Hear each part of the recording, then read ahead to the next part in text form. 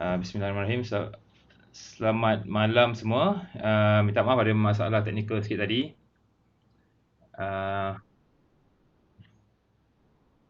Okay.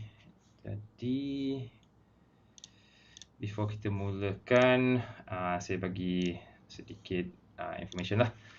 So thank you for joining the webinar. While you wait for the program to start, please take the time to register as an Ansara member if you haven't done so already. The fee is only 50 ringgit for a lifetime membership. And do not forget to hit the subscribe button so that you can enter the chat to ask your questions. If you are having trouble accessing the chat, please send your questions via WhatsApp.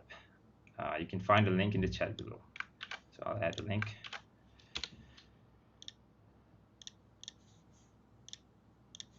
Okay, please also include your name and your batch year when posting your questions. Of course, if you are in the watching the show, please say hello so we know you are watching. A bit of a sad note, kita mendapat berita semalam yang mantan guru MRSM TGB Jasin, Ustaz Dr. Sabri Mamat telah meninggal dunia semalam. Jadi marilah kita bersama-sama mendoakan beliau. Bismillahirrahmanirrahim. Allahumma firlahu warhamhu wa'afihi wa'fu anhu. Jadi dalam beberapa saat lagi nanti kita akan mulakan program insya-Allah.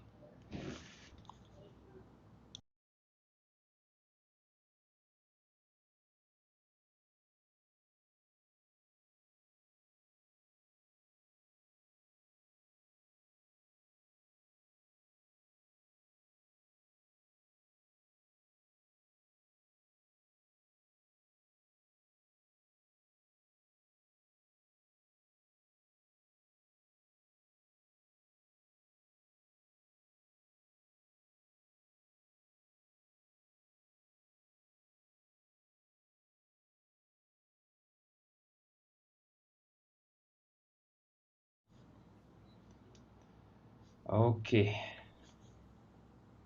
Assalamualaikum semua.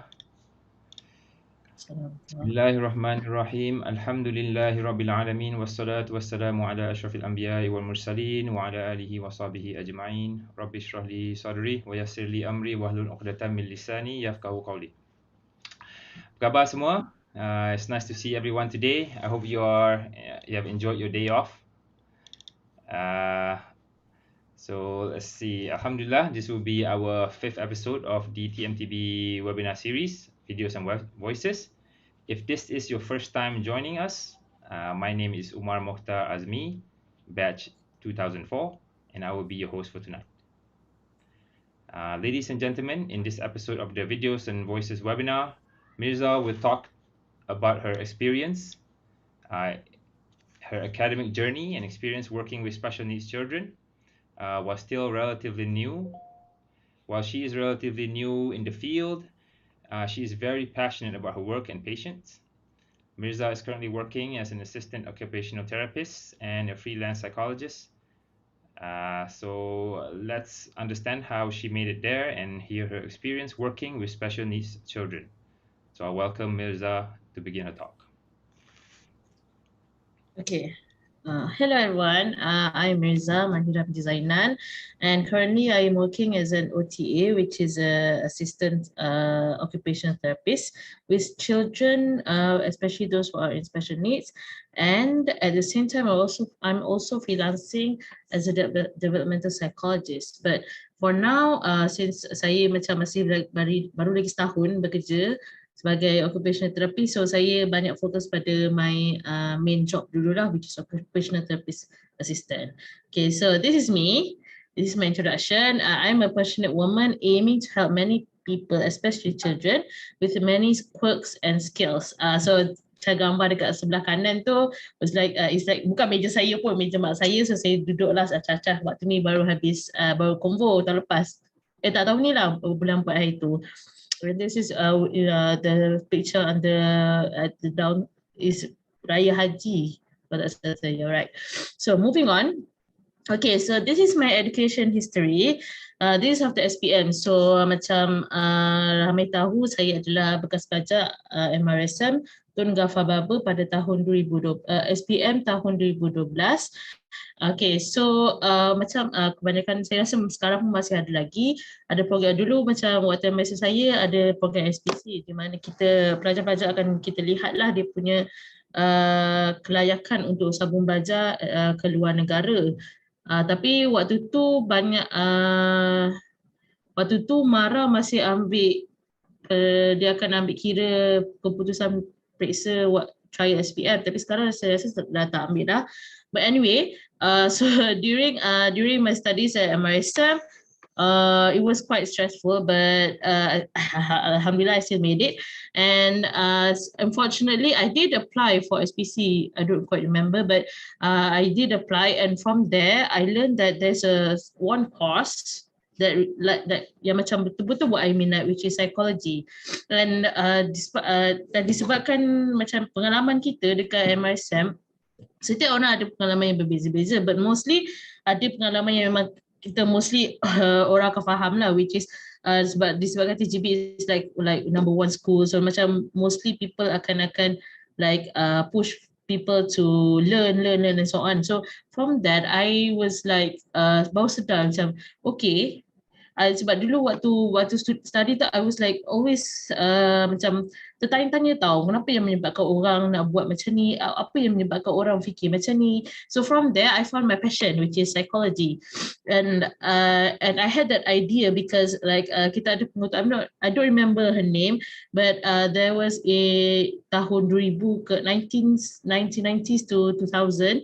The doctor tu, she was the pengetua at that time, and she took psychology. And during kita punya waktu my years at TGP, kita macam banyak kali lah orang teachers and also our seniors like ulang, dia yang ubah pelajar-pelajar TGP. And so from there it gave me like okay, I want to study that psychology.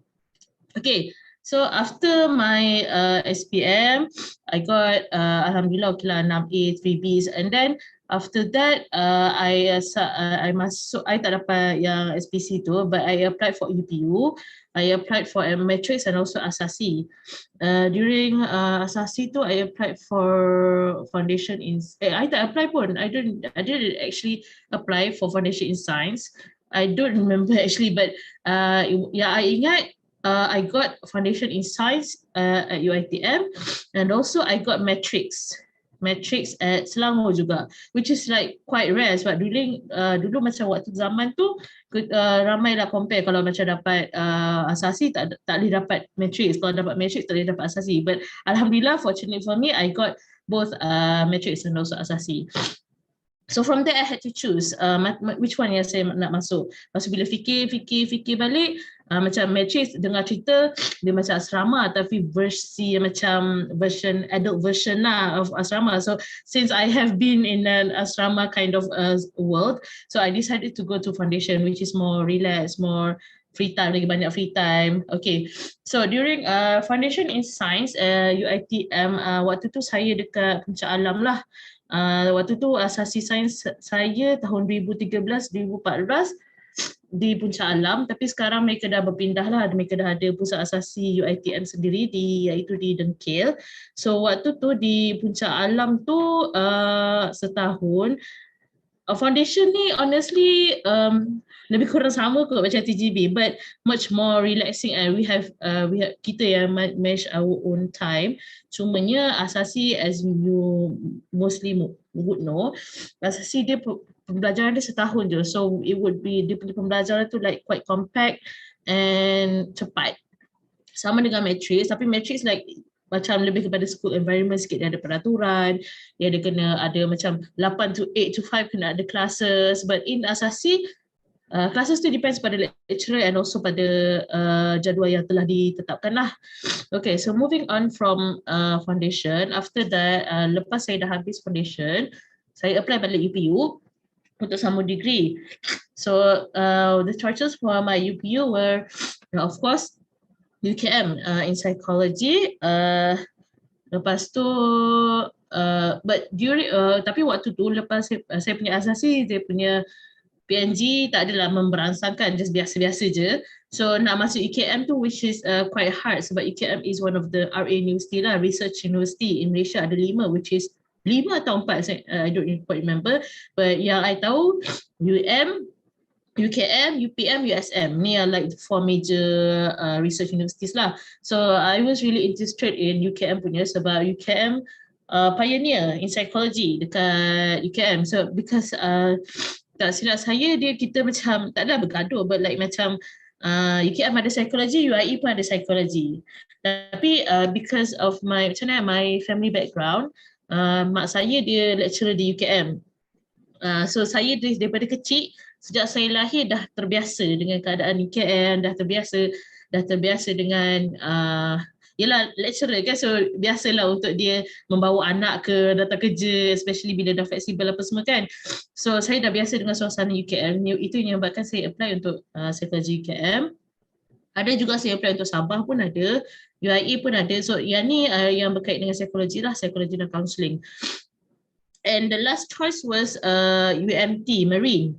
Sebab saya waktu tu, saya tak adalah berminat dengan ikan-ikan, tapi saya berminat dengan swimming, saya berminat dengan diving. So I just took UMT, Universiti Malaysia Terengganu, in Marine. Okay, so after that, lepas tu dapatlah result EPU kan.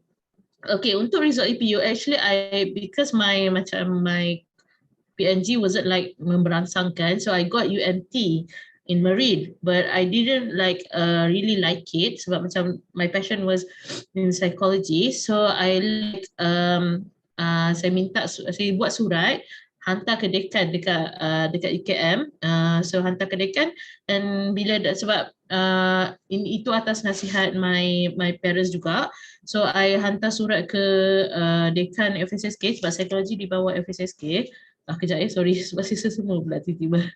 Kejap.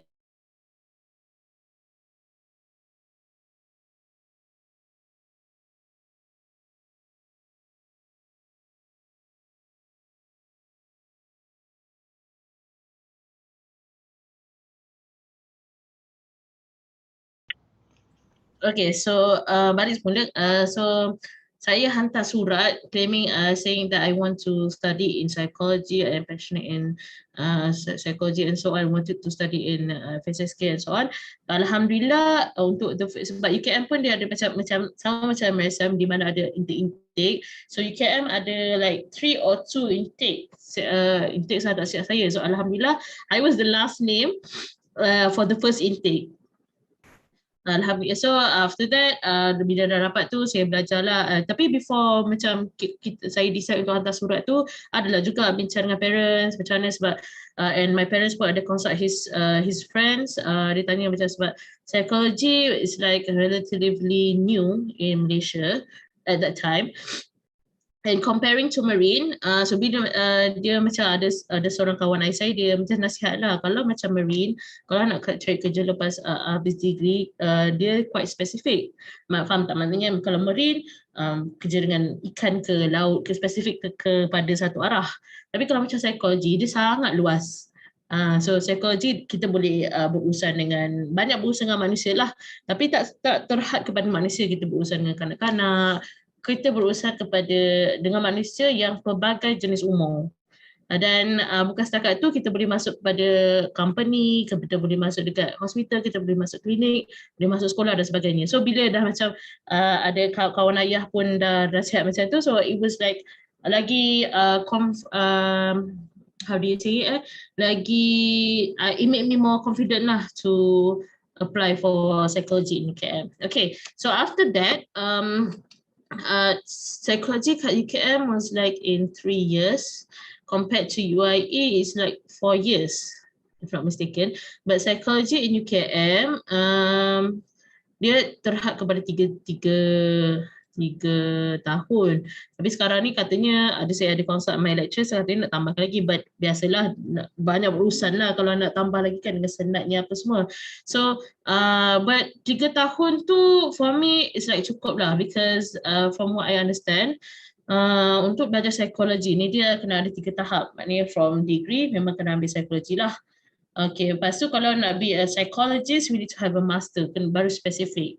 Tapi ada juga macam universiti-universiti lain di mana yang mereka dah spesifik pada jenis psikologi. Maknanya macam dekat UMS, psikologi kanak-kanak, lepas tu psikologi keluarga. Yang tu saya tak pasti dia macam mana, but it is more specific lah. Okay, so disebabkan saya dah apply UKM psychology, dia degree in psychology which is 3 years, dia sangat umum. Maknanya macam psikologi dia ada berbagai jenis cabang, psikologi sukan, psikologi kanak-kanak, psikologi perkembangan, psikologi klinikal dan psikologi kaunseling dan sebagainya. So dalam degree psikologi tu saya belajar setiap ni tapi secara tersenggol je. Kalau macam contoh kaunseling, saya belajar hanya asas kaunseling sahaja. Compared to bila dah masuk master, dia akan lagi spesifik lah, dia belajar teknik-teknik kaunseling dan sebagainya. Tapi dalam degree psikologi hanya tersenggol je. Tak adalah tersenggol, but still we learn about the asas, but like go in depth tu taklah, dia hanya satu subjek saja. Dan kalau macam untuk course macam perkembangan pun satu subjek saja, psikologi kanak-kanak satu subjek saja. Kiranya the degree in psychology is like the very asas. So asas kepada psikologi. But walaupun dia hanya asas, dia banyaklah ajar macam kalau macam orang yang tak tahu psikologi, kita mesti akan fikir boleh baca pemikiran orang, you can read my mind. Macam lagi kelakar bila macam saya bagi terus, kalau macam I jemput orang kata I saja psikologi, semua macam macam tu kan. So macam but actually psychology is like very scientific which I didn't expect, because I'm in terms of mathematics I'm like really low, but then masuk psikologi dia kan dah tak ada belajar dah. Ingat kan just like belajar brain, benda yang macam bio kita baca boleh accept lagi lah, but then suddenly kena belajar pasal statistik, kena kira-kira, kena faham macam mana norma tu, norma tu apa, scheme tu apa, lepas tu kena faham kalau tak normal data tu maknanya tak signifikan. So macam waktu tu macam satu kejutan lah, but then again alhamdulillah I could go through it. But still because macam psychology kita orang usually use soal sidik lah. So bila sepanjang 3 tahun tu kita macam mula tu macam first year tu macam lagi lah banyak kan jawab soal sidik. Sebab especially bila kita macam assignment tu banyak kita orang gunakan soal sidik. So usually bila kita orang nak buat assignment tu kita make sure bagi dekat student yang macam biasa je. Nak bagi dekat student biasa tu macam susah sebab diorang dah bosan. Especially dalam sebab psikologi ni bawa Fakulti Sains Sosial dan Kemanusiaan FSSK UKM. So bila kita nak bagi soal sidik dekat budak-budak FSSK pun diorang usually would refuse, but kita orang macam jawab je lah kasih assignment. So macam but then sebab psikologi is like very scientific sebenarnya. Kalau compare dengan sebab sekarang ni yang saya perasan PL dia kat luar orang banyak nak follow macam, I'm not sure anyone here know this, but ada satu program dekat luar which is NLP, Neuro Linguistic Programming if I'm not mistaken, but that is actually pseudo psychology, which is like not betul-betul research lah. Saya tak tahu secara mendalam, but that's like apa yang saya faham lah. So kalau satu lagi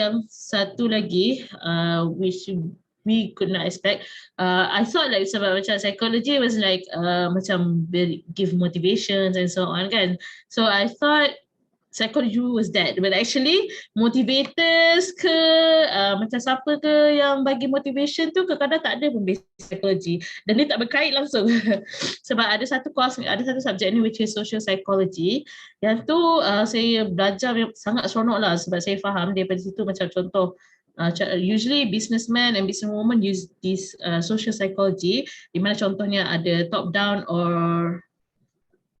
kot saya tak ingat, tapi dia macam mana orang tu nak dapatkan bisnes dia naik, digunakan social psychology which is social macam mana dia bukan ajar like manipulative, but it is a term in psychology, but secara kasarnya dia macam manipulate lah, macam mana orang tu nak bagi dia duit lah macam tu lah, which is actually really fun.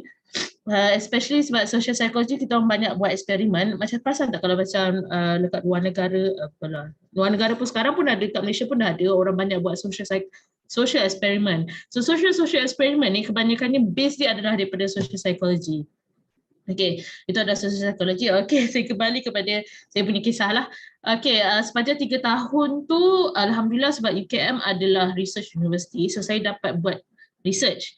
So in my third year, sebab saya ni jenis someone yang very affected bila tengok cerita. So kebetulan pula pada waktu tu saya tengah tengok cerita Law and Order, Special Victims Unit. So that story was specifically more onto victims yang mangsa-mangsa yang berkait dengan wanita, kanak-kanak, kes-kes macam saya cakap sini je lah, kes-kes rogol, kes-kes penderaan, kes-kes neglect dan sebagainya.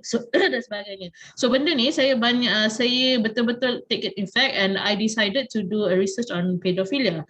So but then because saya waktu tu degree sahaja dan thesis tu hanyalah 1 semester saja, so saya punya research only terhadap kepada ibu bapa lah. Saya tengok kesedaran ibu bapa terhadap pedophilia. So that was like my main research for the last year, and untuk pass lah to graduate. Okay, but lepas tu lepas saya dah habis belajar, before saya habis belajar, kita orang ada intern, which is disappointing lah sebab dia hanya bagi 2 bulan sahaja. But still, even though it's kind of kejap, it still give me experience lah. So after that 2 months, and then we graduated. Alhamdulillah, during my before I graduated, I got an offer from my supervisor to be a research assistant at that time. So because my supervisor was like a criminologist, Dr. Rahim, if someone know, Dr. Rahim, he was a criminologist. So he had a student, a PhD student, which is studying on dadah, and she was a pengarah at ADK at that time. So she studied on dadah. So I helped her to be a research assistant for starting from October until December. So from there, dia macam I macam baru nampak lah, okay, apa lepas ni nak buat.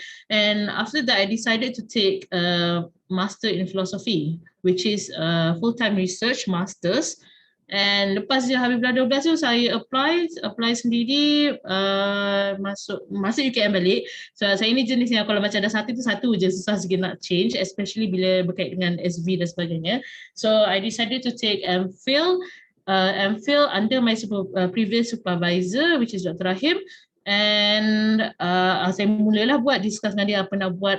During that time, my topic I was interested because during degree kita kan macam ada satu group bawa lecturer ni, satu group bawa lecturer ni. So in my group yang bawa Dr. Rahim at that time, she did research on sexual grooming, online sexual grooming.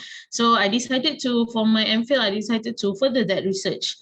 Further that research. Unfortunately, sebab saya start tu 2018, saya habis belajar 2017. 2018 tu saya start master in research. So saya waktu tu first sem, cuma waktu tu saya macam mungkin I was like lonely and like had no friends. So maybe siapa-siapa yang dah biasa dengan pembelajaran, bila kita macam dah belajar ambil research is like something dia tak susah, but environment like really affect you. So waktu tu I was alone, and macam geram pun tak ada apa semua, so macam like it was really stressing at that time. So after the first semester, I decided to change my research. My research MPhil tu master in philosophy to coursework, to coursework punya ni lah. So I decided to take, since criminology and forensic psychology is quite dekat dengan psikologi perkembangan, so I decided to take developmental psychology. So kebetulan pula sebab dekat UKM PL dia kalau ambil coursework ini untuk psikologi lah, kalau untuk coursework psikologi dia akan ada satu intake sahaja, which is in bulan 9. Tapi untuk MPhil waktu tu awal tahun dah boleh masuk, dia macam PhD lah, bila-bila boleh masuk. So MPhil waktu tu saya ambil awal bulan 2 saya masuk, which is the first sem. So habis sem tu alhamdulillah saya sempat lah nak masuk sekali dengan yang first year's degree developmental psychology bulan 9. So lepas tu saya masuk, alhamdulillah saya belajar psikologi perkembangan. Yang ni psikologi perkembangan ni is a year and a half. And saya banyaklah dia macam zaman degree dulu tapi lagi hardcore. Maknanya like degree dulu macam degree dulu okay, kita ada satu assignment, satu individual assignment, group assignment. Okay, setiap subjek akan macam itulah. Satu group assignment, satu individual assignment. Untuk masters pun sama, tapi dia punya group assignment tu lagi hardcore lah. Macam kita kena buat program, kena keluar, kena buat research and like really tiring lah. Honestly, it was like tiring. But I pushed through. Alhamdulillah, in a year and a half, I managed to finish it. And actually, bila macam waktu tu stressing jugalah sebab ada because at that time, at the same time, I was part-timing as a clerk dekat tuition center near my house. So I had experience working. I have experience working sambil belajar, but kadang-kadang tu bila dah masters ni lagilah banyak free time. Maknanya dah seminggu tu saya punya kelas hanya 2 hari saja, tapi 2 hari tu full. Tetapi hari-hari lain tu saya banyak kosong. So bila disebabkan saya banyak kosong tu saya decide to kerja lah. But then again, as I said, the assignments were quite hardcore. So kadang tu I need to like take time to like focus on the assignment lah. But alhamdulillah, I managed to finish. And disebabkan masters, kita kena especially UKM tetap kena ada research. So at that time kita panggil dissertation lah. Tapi kalau compare dengan universiti luar negara, dissertation masters kat UKM ni is much more macam thesis dah tak dissertation lah. Dia memang like a real thesis, cuma dia macam ada my lecture dia ada define lah, macam degree dia nipis je dia punya thesis tu. Kalau master dia tinggi sikit, kalau PhD like tebal. So like master dia kena macam tinggi sikit daripada degree kita punya. So because disebabkan saya dah start buat MPhil dalam online sexual grooming tu, so saya decide untuk sambung that research. Dah manakah saya pun dah banyak tulis sebab 1 sampai 3 waktu tu saya dah tulis banyak. So saya macam decide lah, saya just macam buat je lah, sambung je lah research ni. And alhamdulillah I was like really grateful because I managed to finish my masters right before COVID started. Macam kita COVID like bulan March 2020, right? So I finished my thesis 30 January 2020 on the dot. So macam settle viva, settle dah jilid, kami panggil jilid lah untuk printing tu, kami panggil jilid dah hantar. Dan kita bayangkan kita orang waktu tu awal-awal tahun itu like about 5 to 10 students. So but dalam 1.5 tahun tu yang managed to finish in my batch 2 orang saja, which is me and my friend lah. So waktu tu like very stressful jugalah sebab kita orang 2 je. So macam kita orang je macam support each other, tidur lambat malam, call malam, dah siap ke kau dah buat ke, macam tu kan. So macam quite stressful, but I am still grateful lah because bila saya tengok kawan-kawan saya macam extend, especially bila COVID ni lagi stressful lah dia orang nak buat. Sebab kami ni psikologi memang kena berjumpa orang, especially macam psikologi dia ada 2 jenis kajian, which is qualitative and quantitative. Kalau quantitative ni yang banyak main soal sidik lah. Kalau yang kualitatif ni yang banyak buat interview dengan klien, buat interview dengan subjek. So yang saya kesian macam ada kawan-kawan saya dia memang banyak, ada jugalah, bukan banyak, ada juga yang buat kualitatif, which is kena berinterview orang. So bila COVID tu at that time memang kacau lah sebab kita terus PKP kan. Waktu awal tu pun katanya 2 minggu, but then again dia jadi berbulan. So macam kesian juga, but macam sebab diorang disebabkan diorang jadi kena tukar plan daripada plan nak buat interview, alih-alih kena buat soal CT. Banyaklah jadinya soal CT. But alhamdulillah saya finish my masters. Okay. Disebabkan PKP, so sepanjang antara masters dengan work tu, so I finished on January 2020. So I started searching work on February or March 2020. But waktu tu macam still susah lah nak cari kerja, and lagi pula dengan COVID kan, orang semua terkejut kan, saya pun terkejut, mak ayah saya terkejut, semualah terkejut kan. So macam but I still hantarlah macam-macam email. But alhamdulillah at the same time Disebabkan COVID started, my lecturer, dia jenis passionate, Dr. Abdul Rahman. He was like, he's really passionate, so he decided to macam, dekat UKM dia ada satu unit psikologi, macam klinik lah untuk orang luar dan juga pelajar UKM. So digunakan that platform untuk buat care line yang menyediakan psychological first aid. So he promoted that care line to us. Dia macam offer lah, siapa yang nak join, siapa yang nak jadi orang yang buat PFA tu, dan siapa yang nak jadi admin, dia offer lah ke kami. So at that time I took that peluang lah. I took that peluang. Saya jadi orang yang angkat call, tanya orang. But before we could do that, we had to be trained. And alhamdulillah, my lecturer, he was like really active in terms of that. So he trained us macam mana nak buat psychological first aid. And from there, I get to done a few, sebulan macam tu kot. Saya just jadi care line je, maknanya saya angkat call. But then lepas tu dia offer orang lain, sebab it is like a volunteer base. So siapa yang jadi volunteer admin waktu tu, dia dah macam tak larat dah. So dia offer dekat orang lain. So bila dia offer tu, saya took that lah. Sebab honestly, in terms of pengurusan, I'm good at pengurusan, and I'm good at administration. Lagi pula ada pengalaman as a clerk dekat tuition, so I took that job.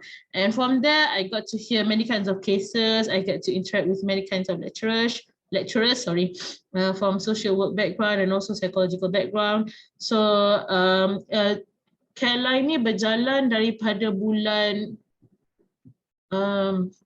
bulan 4 macam tu sampai bulan 6, tak silap saya. Bulan 6, lepas tu dah habis. So every cases yang kita orang terima, kita akan follow up lah. So bila macam dah banyak case yang dah selesai, kita orang stop that care line. So lepas that, after that, waktu tu protege, saya tak pasti masing-masing kenal ke tak. Protege nama lain bagi SLIM, Skim Latihan Satu Malaysia. So diorang tukar, dah memandangkan kerajaan pun bertukar, so diorang tukar nama panggil dia protege. So alhamdulillah, at that time I got an offer to be a protege trainee dekat one company, recruitment company lah. So tapi disebabkan protege itu, dia syarat dia kita boleh bekerja. Maknanya dia akan bagi allowance 2,000 sebulan at that time. Dia akan bagi allowance 2,000 sebulan, dan candidate bebas untuk keluar. Maknanya kalau macam dapat offer lain, dah boleh stop protege itulah. So protege, it was like in 9 months kot, tak silap saya, daripada bulan 8 sampai bulan 4 tahun ni, tahun 2021. Okay, daripada so sepanjang bulan 9 bulan tu, saya masuk sebagai protege tu bulan 8. Cumanya disebabkan recruitment sambil, sebabkan protege tu kan macam bagi kebebasan untuk kami apply kerja lain. So at that time saya pun apply jugalah kerja-kerja lain yang lagi relevan lah dengan psikologi. So saya dekat company recruitment tu hanya 3 bulan sahaja. But walaupun 3 bulan, saya banyak lah saya belajar, especially in terms of recruitment, especially in terms of macam mana nak handle dengan klien, berurusan dengan candidate dan sebagainya. So after that, alhamdulillah, finally bulan 10 I got an offer to be an occupational therapist assistant at Kamara Center. And up until now, dah nak setahun lah saya kerja dengan mereka. Cumanya before that, saya offer my waktu saya apply tu, saya just offer as a developmental psychologist lah. Sebab dekat Malaysia, kalau dah habis master psychology, kita dah boleh claim ourselves to be a developmental psychologist lah.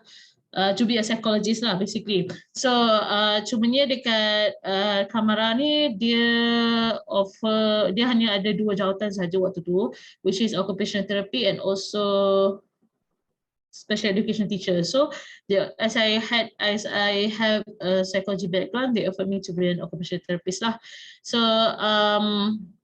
okay, so secara kasarnya occupational therapy ni dia ada, saya tak tahu secara mendalam lah because I didn't have enough knowledge on that. But occupational therapist, disebabkan saya berurusan dengan kanak-kanak istimewa, so they call it a pediatric occupational therapy. So and because I don't have any education background in occupational therapy, so they give me the title as an assistant, occupational therapist assistant. So the work of an occupational therapy assistant is macam mana nak cakap, dia tak lari jauh daripada developmental psychology. Macam developmental psychology is like lagi luas daripada OT, di mana OT dia like very specific kepada apa, like really yang bagusnya kemarin dia punya sistem like really specific lah. Mana contoh nak makan kan, nak makan, okay, dia keluar, kanak-kanak tu keluarkan makanan ke tak, dia boleh simpan makanan ke tak, lepas tu dia tahu ke tak hygiene makanan tu, dia akan kutip ke tak makanan tu, itu occupational therapy. Tapi kalau in terms of developmental psychology, sebab psikologi dia main dengan 3 benda tahu, which is social emosi, social emotional being of the being, physical, maknanya biological contributions lah, and the last one is psychological tak salah. Saya tak ingat sangat, but dia main lebih kepada apa yang berkait dengan internal. Maknanya contoh kalau kanak-kanak tu dia tak nak buat, dia contohlah dia tak boleh nak turun tangga, so from there I would observe tangan dia macam ni, dia akan pegang kat tepi dinding ke, dia akan menggigil ke, so dari situ saya tengok dia sebenarnya dia takut ke macam mana. Itu part of my psychology lah. But in terms of occupational therapy, dia akan lebih masuk kepada sensory, dia banyak lah main dengan sensory. Kalau untuk developmental psychology, kami sensory tu kita touch and go je.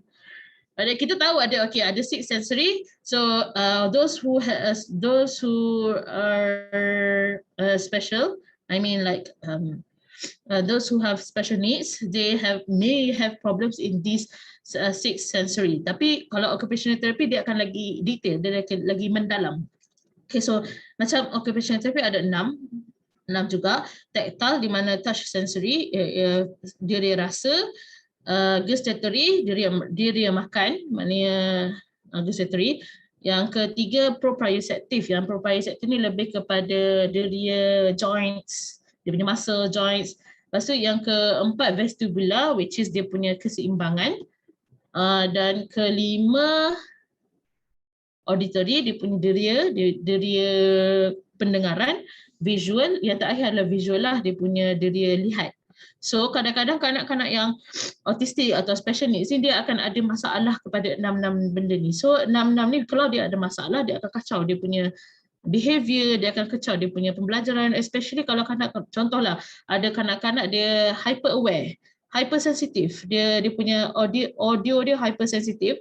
So bila contoh ada kanak-kanak jenis yang tak boleh dengar langsung bunyi kipas. So bila dia dengar bunyi kipas dia macam terus tak boleh nak belajar, tak boleh apa semua tak boleh.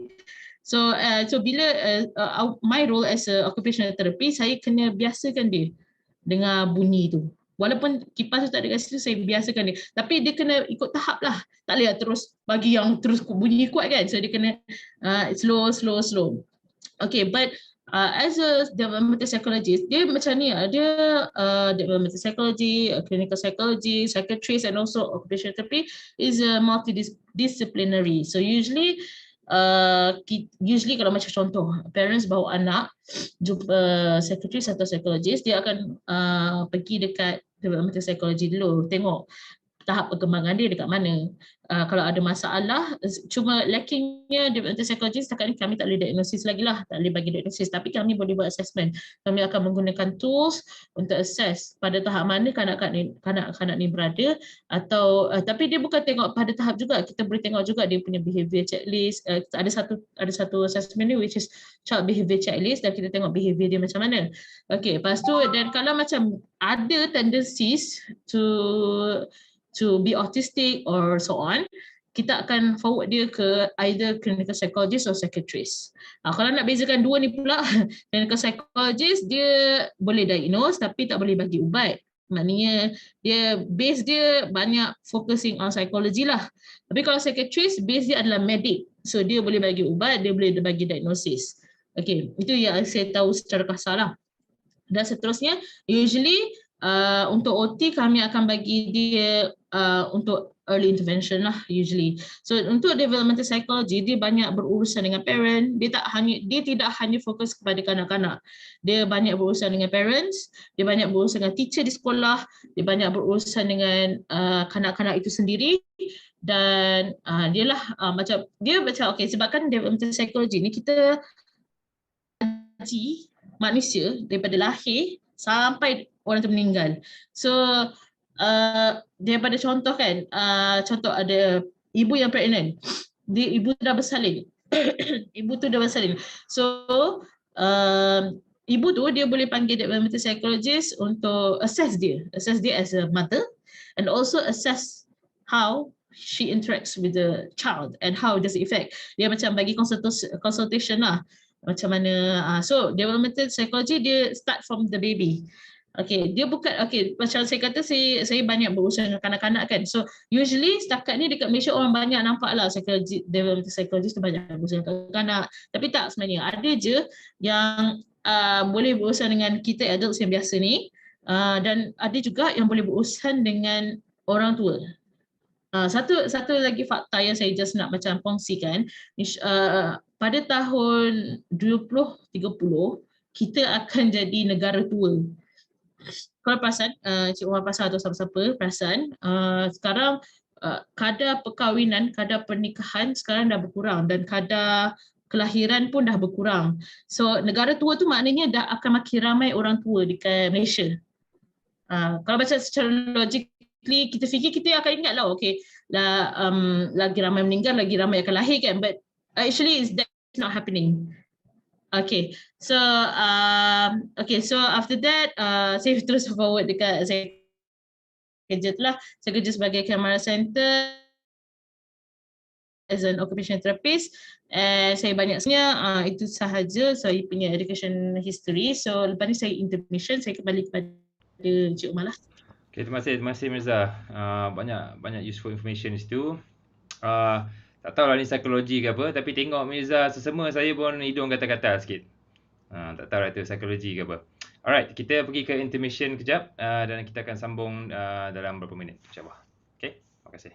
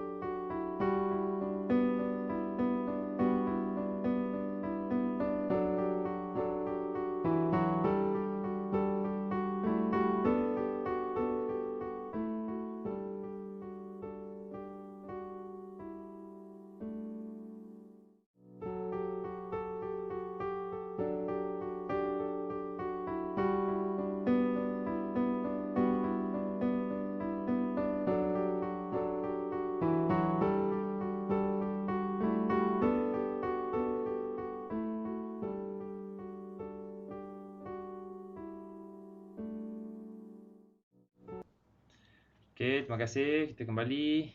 Ada soalan daripada Irwan. Jauh soalan tu. So Mirza, what do you think about the mental health support available to Malaysians and how we can improve further so that everyone in need of mental health support will be able to access it? Okay, thank you for the question. Bagus juga soalan ni. Okay, dulu honestly kita tak banyak nak support mental health, but alhamdulillah, I'm not sure it's actually alhamdulillah, right? But since COVID started, kita dah banyak Malaysians dah banyak aware dan kerajaan pun dah banyak aware alhamdulillah yang mental health support tu perlu. Dan I'm not sure macam mana dekat Cik punya ni circle, but my circle sekarang ni dah banyak mental health. Dia panggil, the term is mental health and psychosocial support. So sekarang benda tu dah banyak, MHPSS tu dah banyak, from Mercy dah ada, tapi dia banyak daripada NGOs lah. Mercy dah ada, PBSM dah ada. So from there kita boleh, diorang banyak create care line. Setakat ni saya perasan benda tu bila boleh Google lagi lah, boleh Google hotline and support lah. Tapi yang paling nampak like much easy for everyone is talian kasih, which is from Kementerian KPWKM. Talian kasih ni tak spesifik hanya kepada parents, tak spesifik hanya kepada wanita dan kanak-kanak, tapi juga bebas kepada sesiapa yang memerlukan bantuan kaunseling. Itu salah satulah, which is dia punya talian kasih is 1599. So boleh call dan from there dia akan tolong lah. Itu satu, dan satu lagi befrienders. Befrienders ni memang lebih fokus pada suicidal attempts, tapi dia juga boleh memberi sokongan-sokongan sosial lah. Sebab kalau saya tak pasti dia punya the exact amount, but every day diorang akan dapat ribu raban jugalah call, sebab orang nak confess, orang nak luah. Setakat orang nak luah, diorang ada banyak dapat call lah. Tapi alhamdulillah sekarang dah banyak, bukan setakat 2 tu je, sekarang dah banyak, saya tak ingat, tapi banyak lah. Dah banyak orang yang kita boleh call, dan alhamdulillah ramai dah aware, especially disebabkan pandemik ni. Dan but hopefully I do hope, okay, this is like macam tak ada lari topik, but satu dekat Malaysia ada satu organisation which is Psychology Malaysia, SIMA, I don't remember the real name, but SIMA, they are currently moving forward to ada satu psychological act dekat Malaysia, sebab setakat ni hanya ada lembaga kaunseling sahaja. But alhamdulillah sekarang ni orang dah aware lah, bukan hanya counselling atau clinical psychologist yang boleh bantu, tapi berbagai lagi jenis psikologi dekat luar, dan especially dengan bantuan social media yang semakin banyak lecturer dan juga banyak graduate psikologi banyak nak bagi awareness mengenai psikologi. And I hope that lepas ni orang lagi akan aware dan orang akan sedar yang psikologi itu bukan hanya untuk orang yang gila atau orang yang, dia siapa-siapa sahaja boleh menerima bantuan. As long as you feel that you need help, you can come to us. Right, itu saja. Right, perfect. Okay. I think Mirza ada sikit lagi slide, so kita bagi dia continue kejap. Nanti kita get back to some of the questions here. Alright. Okay, so this is actually my last slide. Since I'm currently working with autistic children, so ini adalah common misconception of autism lah, the myth of autism. So the first one is skills. Katanya all ASD, autistic spectrum disorder, have same skills and difficulties. Okay, ini adalah salah. Macam mana kita sebagai manusia yang unik, begitu juga mereka sebagai orang kanak-kanak autistik, mereka unik. Setiap daripada mereka ada kekurangan dan kelebihan masing-masing. Okay, itu yang pertama. Yang kedua, yang ini paling common lah, talented. All autistic children are either geniuses or talented. Yang ni misconception paling besar lah, especially bila macam ada satu cerita which is The Good Doctor. I'm not sure orang tengok ke tak. The Good Doctor ni highlight a doctor which is autistic. Okay, that one is like an autistic high functioning autistic. Tapi sebenarnya majority of autistic children tak high functioning, tak pandai. Senang ceritanya tak genius lah or talented, but they do have their own talent, they do have their, macam manusia biasa juga, ada kelebihan mereka sendiri. Okay, itu yang kedua. Yang ketiga adalah speak. Kanak-kanak autistik ni has delayed speech. Okay, ini pun sebenarnya salah. Sebenarnya kanak-kanak autistik ni kebanyakannya juga boleh bercakap macam biasa, dan kadang ada yang petah. Cuma kadang-kadang tu bila dia ada kanak-kanak jenis yang boleh bercakap awal daripada umur dia. Dan bila dia boleh bercakap awal daripada umur dia, kadang-kadang cara bercakap tu tak macam kita. Macam kita macam biasa kan. Tapi macam dia kan kadang-kadang robotik. Cara cakap tu very robotik lah. Atau kadang-kadang tu dia bercakap tu animated. Dan mostly kanak-kanak ni yang saya perasan, dia orang banyak nak follow video. So kadang-kadang tu dia akan sebut cara dia akan cakap tu dalam tone yang kartun, kalau berdasarkan based on apa dia lihat lah. Okay, yang keempat adalah no emotions. Okay, so katanya kanak-kanak autistik ni does not experience full range of emotions. Yang ni salah. Macam manusia biasa, mereka juga ada every kind of emotion. Cuma cara mereka nak handle the emotions, sebab usually diorang tak faham. Diorang tak faham apa yang diorang rasa.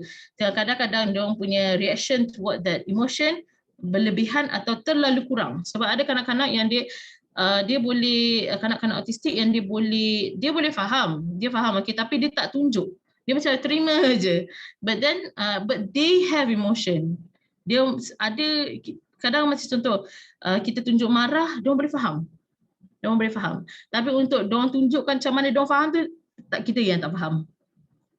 So they can experience full range of emotions. Yang kelima adalah aggressive. Children with ASD are more aggressive. Yang ni pun salah. Macam kita manusia biasa juga, kita pun ada tendensi untuk jadi agresif. Ada juga. Tapi kanak-kanak autistik ni, tak semua agresif. Dan kalau agresif pun dia bersebab. Kadang-kadang tu disebabkan dia hypersensitif terhadap clearing. Macam saya kata, dia ada masalah sensori. So mungkin disebabkan dia tak boleh terima macam lampu. Macam kita, lampu macam ni biasa kita boleh terima. Tapi lampu malap ke, lampu cerah ke, kita macam kita punya reaction sekejap je. Tapi dia orang reaction tu macam mengamuk, like macam tak nak langsung. So dia punya aggression tu adalah bersebab lah. Okay, dia tak akan tiba-tiba mengamuk. Okay, yang terakhir adalah psychological disorder. Autism is a behavioral or mental health disorder. Yang ni pun salah. Autism adalah developmental disorder atau neurological disorder. Cumanya dia banyak berkait dengan benda biological lah. Cumanya setakat ni autism kita tak jumpa lagi sebab yang spesifik yang menyebabkan autistik, sebab dia banyak berkait dengan genetik, dia banyak berkait dengan environment. So kita tak ada lagi penyebab yang spesifik untuk autistik. Okay, rasanya itu sahaja daripada saya untuk term autistik. So kalau ada siapa-siapa, saya balik kepada Cik Umar lah. Okay. Kita ada soalan ni daripada Syariniza Muhammad. How much does social media affect children's mental health? Okay, this is like a new trend right now. Especially teenagers lah. Macam kanak-kanak, I'm not sure. So kita ada range umur kanak-kanak, kita ada teenagers, from babies, infants.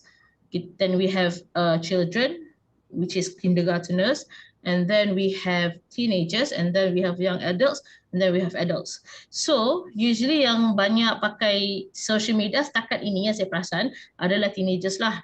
So sebenarnya, honestly, from my point of view, social media can be something yang membantu, tapi pada masa sama yang boleh something that is destructive, especially now in our culture. Semua sebab sekarang semua macam nak guna kuasa viral. Okay, untuk adult macam kita boleh manage our own self. We can manage our own emotions. But untuk kanak-kanak, untuk teenagers, mereka berada dalam fasa fight or flight, di mana mereka tak tahu sama ada nak lari atau mereka tak tahu sama ada nak lawan benda tu. Dia punya emotion pun tak stable lagi. So bila macam dia banyak expose kepada benda-benda viral, especially kalau macam contoh dia kena kecam ke, dia tak tahu cara terbaik untuk handle that. Macam kita adults kita boleh terima. So untuk teenagers itu adalah something yang bahaya lah, honestly. Tapi depends kepada cara penggunaan remaja itu sendiri. Kalau macam dia memang gunakan social media tu untuk belajar, memang good lah. Sebab sekarang ni macam sebab saya aktif di Twitter. So saya perasan macam saya sendiri aktif di Twitter untuk belajar something new. But then again, saya macam ada dua jenis Twitter, satu yang personal, satu yang macam lebih kepada berita, lebih kepada social issues. So yang like personal tu like kadang-kadang tu like very toxic, semua orang nak kecam. Sebab sekarang saya perasan everyone nak kecam everything.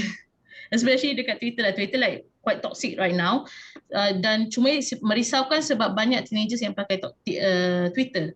Banyak teenager remaja yang macam, so bila satu hal yang saya macam risau sikit, dia banyak follow influencers.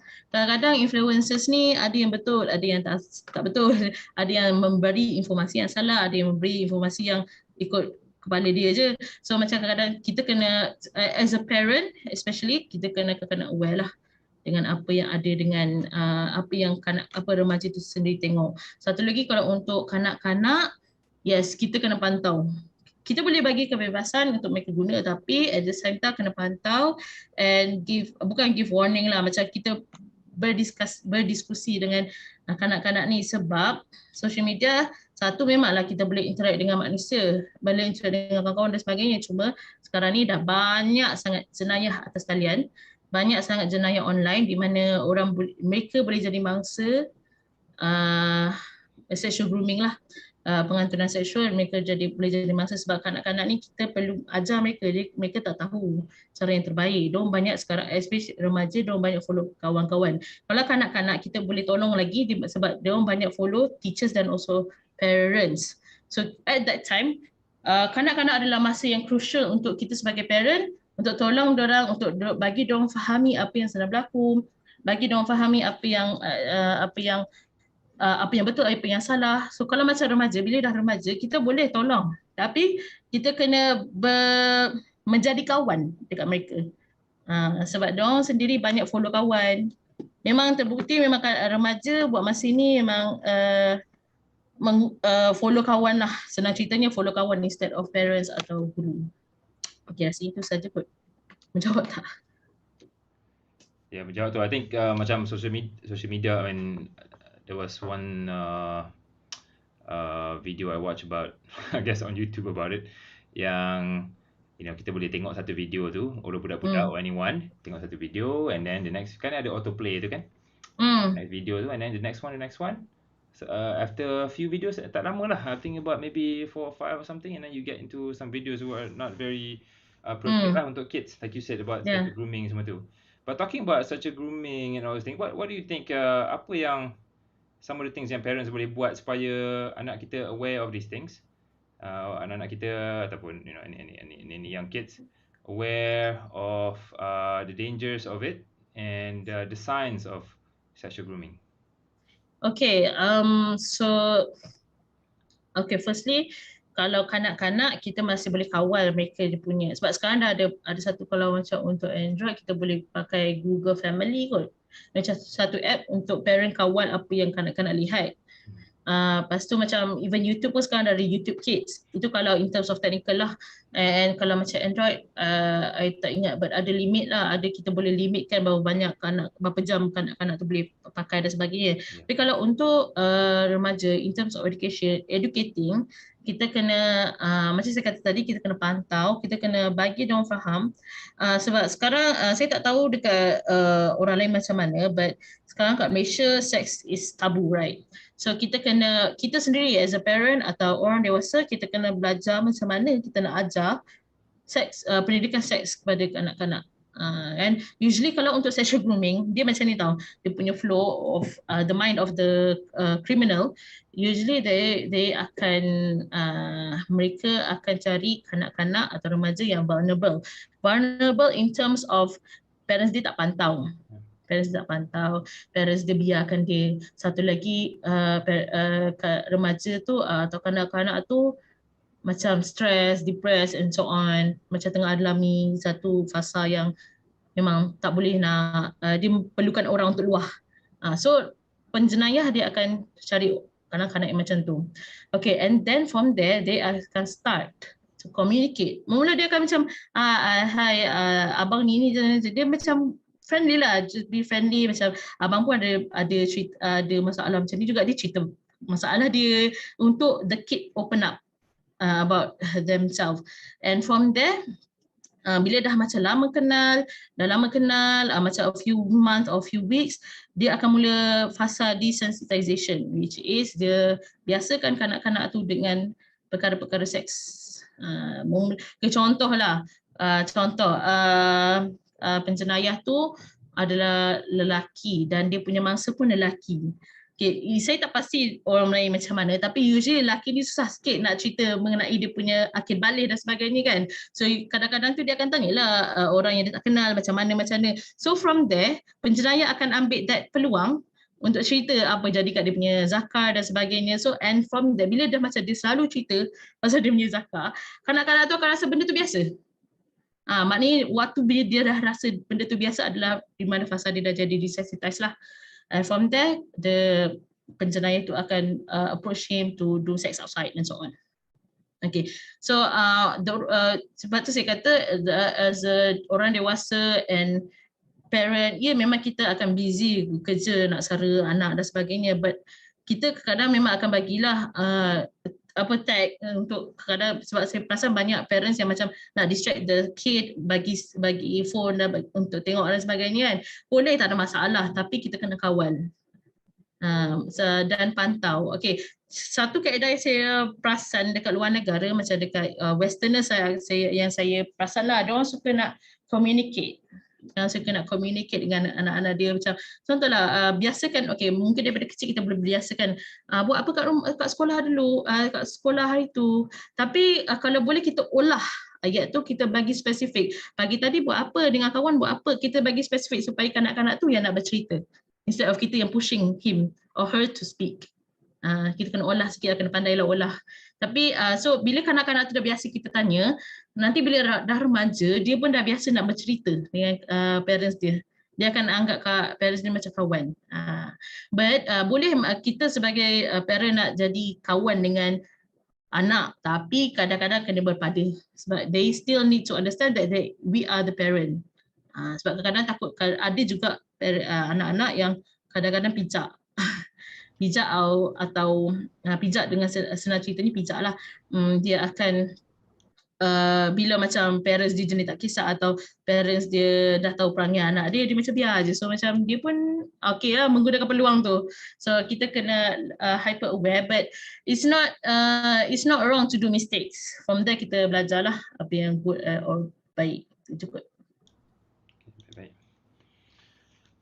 Let's see, daripada Syamil. So dia cakap dia dulu ada plan untuk ambil course psikologi. Tapi dia cakap Mara pada rasanya dia tak perasan lah masa tu Mara ada taja program atau tidak. Jadi dia ambil accounting. Jadi kalau dia tanya pendapat Mirza ni, macam mana, what do you think about Mara, considering untuk taja pelajar dalam bidang psikologi in the future? Okay, saya tak boleh bagi jawapan jelas sebab saya bukan bawa Mara, atau saya hanya bekas pelajar MSM saja, dan setakat ni pun saya minta berjamaah Mara pun tak ada lagi. Setakat ni yang saya perasan, dulu waktu zaman saya nak SPC tu memang ada, maknanya ada kawan-kawan saya yang sama belajar psikologi dekat OC, ada yang sama belajar kat US, memang ada. Tapi in terms of kerja atau in terms of kerja lah, especially Mara kebanyakannya banyak fokus kat counselling, dan setakat ni macam kan ada yang GREP tu yang sama belajar untuk postgraduate, yang tu psikologi tak ada lagi, dia banyak fokus kepada engineering lah buat masa ni. Itu yang saya tahulah, yang betul lah in depth saya tak pastilah macam mana. Yeah, I think I think part of the question probably trying to figure out, kenapa. I mean, I guess it's not your place to answer lah. Tapi I guess your opinion would be in terms of I guess you can give opinion in terms of pentingnya psikologi ni untuk masyarakat di Malaysia. What do you think about that? Obviously you took psychology, so there must be some importance there. Okay. So dia macam ni, macam nak cakap sebab Malaysia psikologi tu sekarang pun saya boleh kira sebagai masih baru. Dia baru nak bergerak. Faham tak? Sebab psikologi dah lama actually kat Malaysia, tapi orang tak kenal. Orang tahu kalau jumpa psychiatrist atau jumpa psychologist, gila. But actually no, it's actually wrong, and still up till now kita masih ada that mindset. Even me kadang masih ada, even me as a psychologist pun masih ada, but because I'm learning psychology, I learn that it is wrong lah. Cuma kalau macam kita dekat kita yang di bandar, kita boleh terima, okay, psychology is, we need psychology. Kalau macam siapa yang ada masalah boleh jumpa psikologis, tak ada masalah, orang tak akan condemn. But those who are in the rural areas, lagi-lagi especially macam pangkat yang bukan nak kata lah, but usually macam dah atuk nenek, mereka masih fikir, diorang punya bukan pemikiran, but pemahaman mereka masih kurang lagi lah mengenai psikologi. But we still need awareness, and alhamdulillah sekarang orang dah mula nak start lah, but it's still benda tu masih limited online. Maknanya kalau macam kita nak, sebab especially sekarang pun semua online kan, sebab kita kena faham dekat rural areas untuk online tu susah. So dia macam tak adalah, dia menjadi tanggungjawab kepada graduan psikologi dan also his friend or those who know psychology to create awareness to others, especially yang macam tak tahu langsung pasal psikologi. And yes, we do need it because like I say, tak tahu orang tahu ke tak, but our suicidal rate sekarang dah makin banyak, especially bila dah COVID ni, orang dah makin banyak. Cuma satu benda yang saya tak suka, kat Malaysia, bila kita macam kita dah aware kan, psikologi penyakit-penyakit ni kan, kita dah bagi orang awareness about penyakit-penyakit ni, dia jadi satu problem bila orang yang tak ada penyakit tu claim they have that penyakit. So contoh paling senang adalah OCD. OCD, memang kita sebagai orang normal kita mesti nak asam bersih. Bezanya OCD dan perfectionism ni sangat beza. Kalau OCD like they are obsessive satu, kompulsif satu.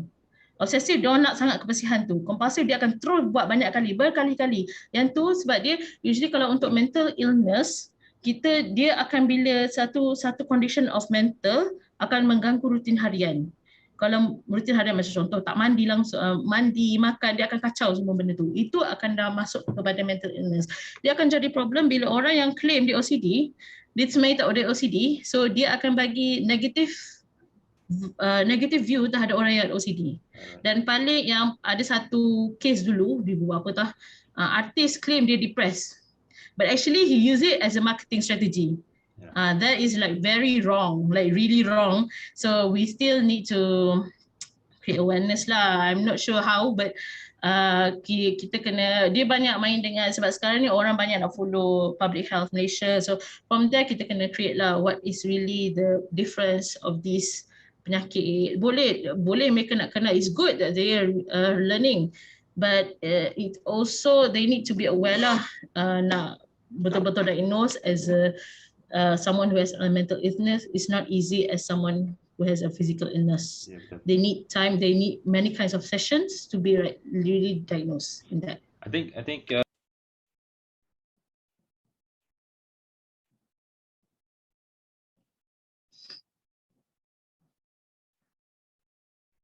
sorry, ingat macam psikologis ni ada di Malaysia, cuma tak, I guess I just didn't know about it kan.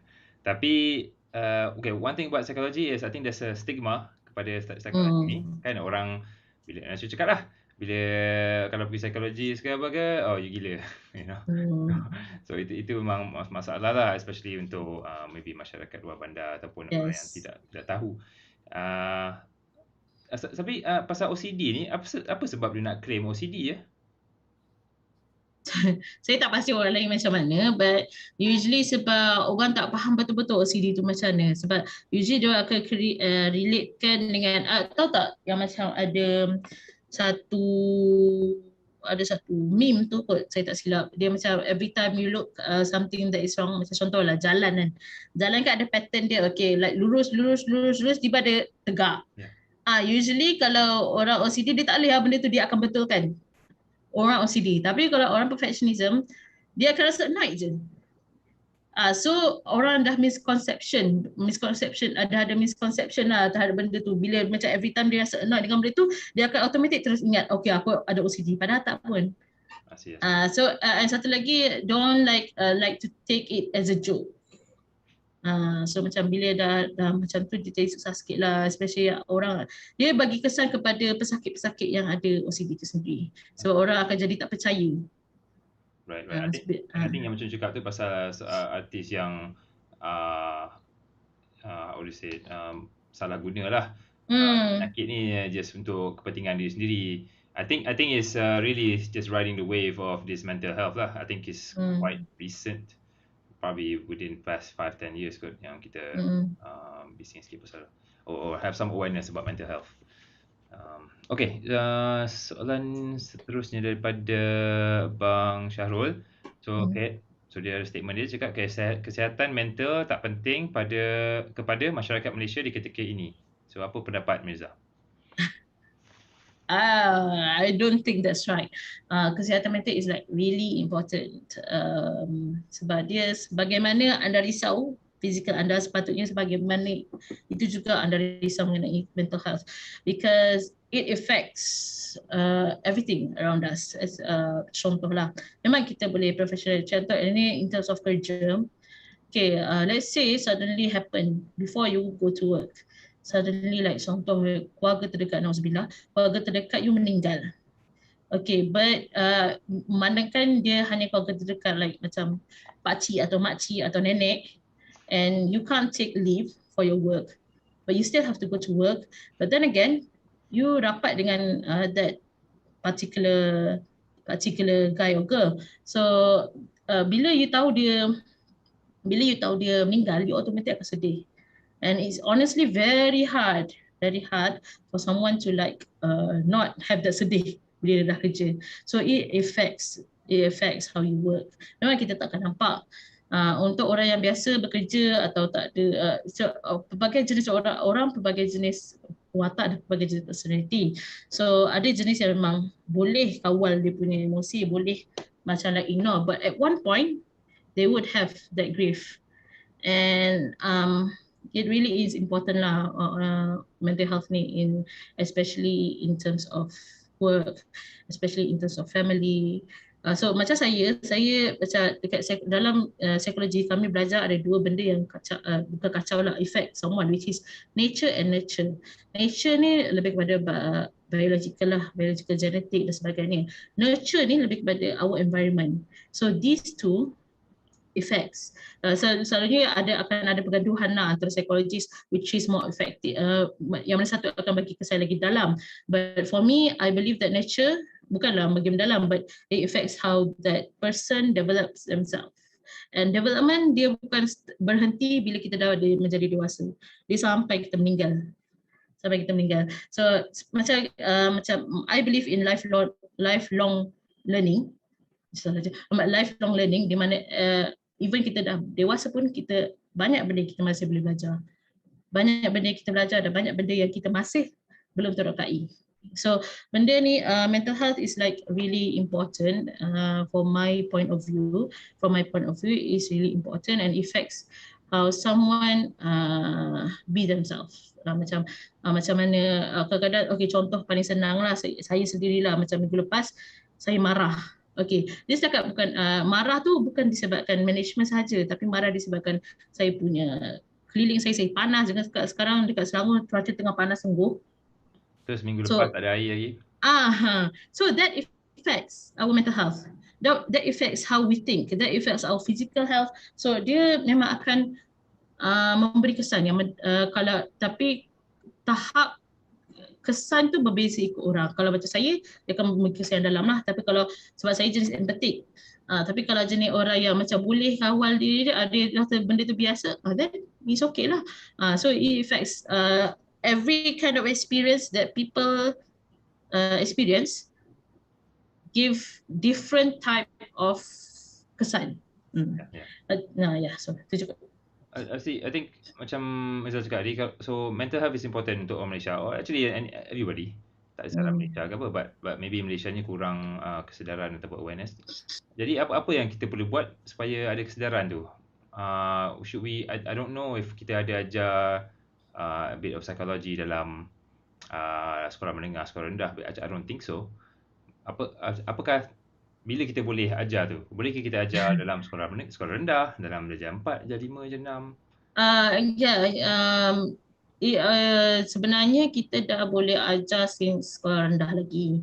Macam kan kita ada subjek civic dan kewarganegaraan kan ada nilai-nilai civic tu kan. Yang tu sebenarnya dah ada basic sikit lah in terms of psychology. Kita kena ada nilai-nilai baik dan buruk dan sebagainya. So kita dah boleh start from there. Sebab from there kita dah boleh, sebab kanak-kanak dia senang absorb everything. So from there kita boleh ajar psikologi. But it depends lah sebab psikologi ni banyak dia punya jenis dia. Kalau macam kita ajar sikit-sikit lah, macam subjek matematik, kita tak boleh bagi terus yang maths kan kat kanak-kanak. So, kita ajar sikit-sikit. So from my pendapat saya, kita boleh start ajar about psychology atau how to manage the emotions and so on since sekolah rendah. Macam kalau kindergarten, kita bagi peluang kanak-kanak tu untuk menjadi kanak-kanak, tapi bila dah start skor rendah tu, bila kita dah belajar subjek, mungkin kita dah boleh terapkan sekali lah psikologi tu. Yeah, I think Sebab macam kindergarten tu memang banyak lah sekarang kindergarten yang ajar about controlling emotions. I think they realise that that's quite important. I know my time tak yes, ada lah ajar benda tu. Memang tak ada lah. But nowadays I know my kid itself memang ada lah that specific skill about controlling emotions semua. Another question daripada Abang Syarul. How close, I don't know if you can answer this, but we'll try. How close is the Malaysian government to officially acknowledge mental illness along the lines of paying for its treatment, like physical illness? Macam mana tu? Kita ada ke Malaysian government acknowledge mental illness ni? I think ada sebenarnya, sebab macam I'm not sure dekat, saya rasa setiap negeri ada satu klinik ni, Mentari, nama pendek dia Mentari lah, klinik community, saya tak ingat nama penuh dia, but it is a clinic for community, for those who have mental health issues can go there to have a screening and to go to see a psychologist or psychiatrist. Yang tu saya perasan dah ada. I don't remember since when. So I think kerajaan acknowledge this, but like they fully pertahankan tak lagi lah. Sebab sekarang dia banyak buat, especially at this time, banyak fokus pada politik lah, macam menteri-menteri tu ini. But alhamdulillah ada satu menteri which she is good, Dr. Wan Aziza. She like pertahankan like mental health is needed dekat Malaysia and so on. But secara itu je lah yang saya tahu, yang macam betul-betul berapa jauh acknowledge ke tak saya tak pasti, tapi yang saya perasan kerajaan kita acknowledge, but tak secara, macam nak cakap tak secara kukuh lagi lah. Tapi kalau kita ada mental illness, apa nama ni, perubatan kita dibiayai lah dalam yes, kalau pergi hospital government, yes, dibiayai, tapi tak fully lah, macam contoh ada ubat yang mahal sangat kena bayar sendiri. Tapi kalau macam ada satu my friend, she went to hospital Serdang, dia punya nak jumpa tu je RM1, ubat dia RM3, which is very very good lah. So yang saya pasal kat Malaysia ni, alhamdulillah medical fees is memang ditanggung oleh kerajaan, kebanyakan ni ditanggung oleh kerajaan lah. Unless if you go to private, yes, memang kena bayar sendiri. Cuma setakat ni untuk psychologist memang banyak, kebanyakannya buat private lah, freelancing or private. Sebab like I said, kerajaan Malaysia tak iktiraf lagi psychologist, dia banyak iktiraf counsellors. Asyik. Jadi kalau kita pergi hospital ataupun klinik with mental illness, it will be handled by psychiatrists mostly? Yeah, mostly psychiatrists and also clinical psychologist. So, alhamdulillah clinical psychologist dah mula masuk dekat hospital, ya. Okay, baik-baik. Yeah, memang ada pun. I mean, I think like you said, mental health. I think recently pun Khairi Jamaluddin KJ pun acknowledge yang dia pun affected kan by the his position as this health minister semua. His mental health affected. I think we're about done. We're about 10:20 now. If we have no more questions, I would like to thank my speaker. Terima kasih banyak-banyak Mirza. Very informative.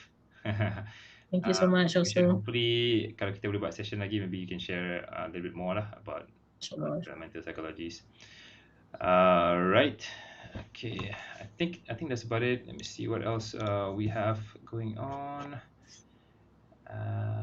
Yeah, I think we can end it there. I'd like to remind the viewers. First of all, thank you for watching.